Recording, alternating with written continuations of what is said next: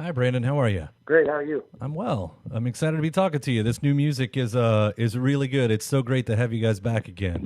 Oh, thanks. You know, I've only been able to hear a few of the songs on this record, and I've read some interviews that you've been talking about it. But although these two words might be the broad strokes, I've heard you talk about this record kind of being broken down to about empathy and compassion. I think it's my vision or my version of what masculinity, I guess, or what it is to be a man has changed so much from when I was 22 and, starting the Killers to now on our fifth record, I'm 36. And I think that I really wanted to explore that and what was going on in my life with this record. And in the past, I've been a little bit more guarded about those things and my family and things like that.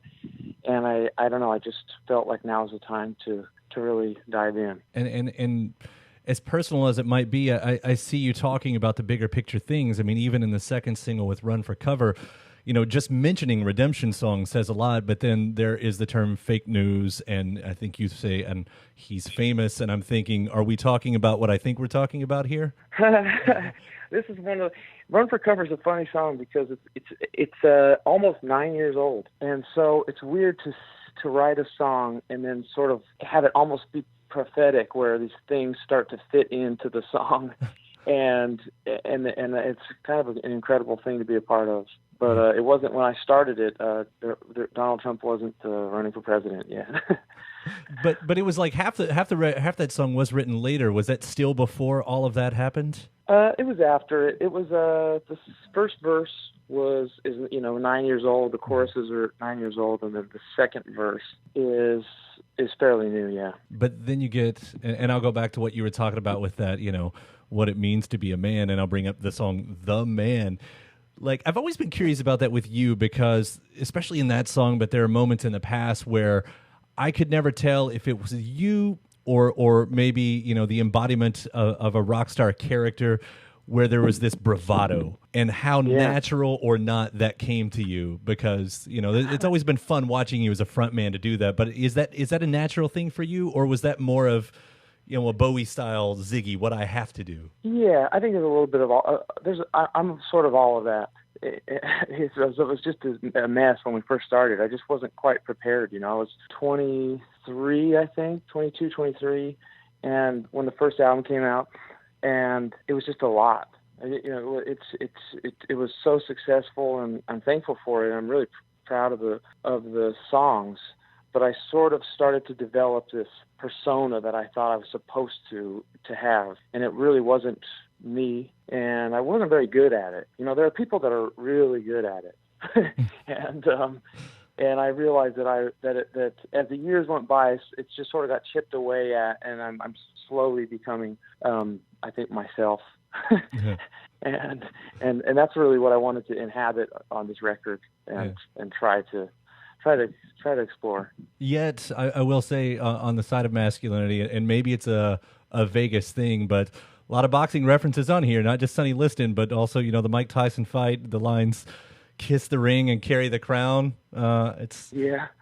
I don't know, is that, There's another one, too. Yeah, there's another one on Rut. But, yeah, no, I mean, I grew up watching Tuesday Night Fights with my dad on USA. Remember that? Right. And there's just it's such a romantic thing still at least in my family, the boxing, myth, and being from Las Vegas, it was a big, it was always around us. My grandma Sue worked at the Golden Nugget, and, had stories about Muhammad Ali, and my dad once he was working at a grocery store, and he met Sonny Liston, and he still talks about how big Sonny's hands were, when he shook his hand, and Mike Tyson was, you'd see Mike Tyson at the movies sometimes. I mean, it was just like, it's just kind of always been a part of my life.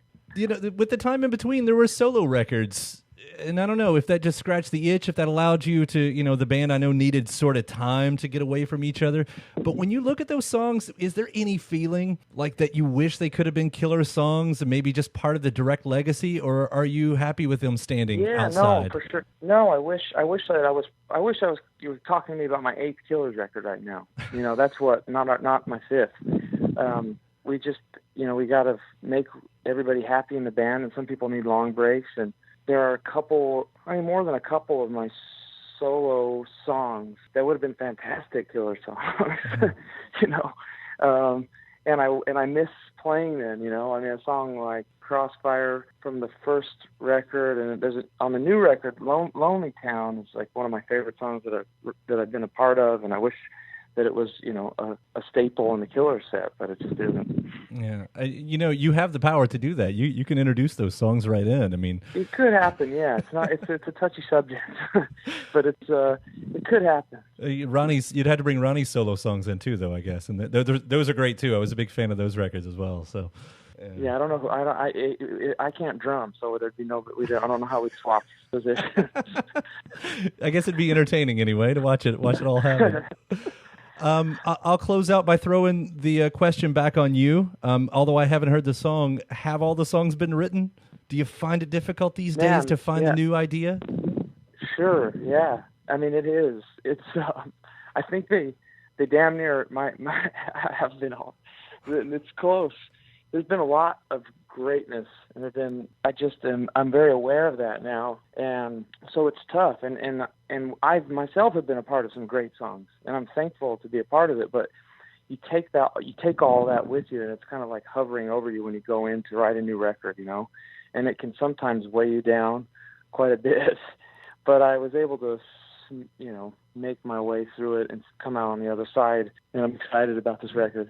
Yeah, well, so am I, and. You know, as a fan, we invest in a band and we are hopeful. And I think everybody's always nervous before the new record. Like, oh God, I hope this is good. Is there other stuff, you know, the stuff that you've connected to?